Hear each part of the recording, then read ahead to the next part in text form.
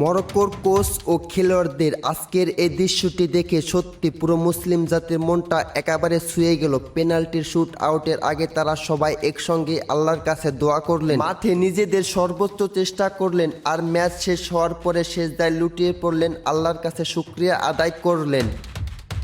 ৭১ minute পর্যন্ত মরক্কোর শক্ত রক্ষণ ভাঙতে পারছিল না নেদারল্যান্ড। মনে হচ্ছিল এই ম্যাচটি শূন্য গোলে ড্র হবে, কিন্তু ৭২ মিনিটে এলো সে প্রতীক্ষিত মুহূর্ত। দুর্দান্ত ফিনিশিং, কোডি গাকপো জালে বল পাঠিয়ে নেদারল্যান্ডকে ১-০ ব্যবধানে এগিয়ে দেন। খেলা কিন্তু এখানে শেষ হয়নি, খেলা আবার শুরু হলো ৯০ মিনিটের পরে, অর্থাৎ ৯১ মিনিটে ম্যাচটা প্রায় শেষ, নেদারল্যান্ডের জয়ের অপেক্ষায়। কিন্তু ইনজুরি টাইমে ৯১ মিনিটে ঘটে গেল এক অবিশ্বাস্য ঘটনা। দিপো এর হেড বলটি সোজা নেদারল্যান্ডের জালে, আর তখনই মরক্কো ১-১ গোলে সমতায় ফেরে, অর্থাৎ আবারও ৯০ মিনিটের পরে খেলা শুরু হয় অতিরিক্ত টাইমে।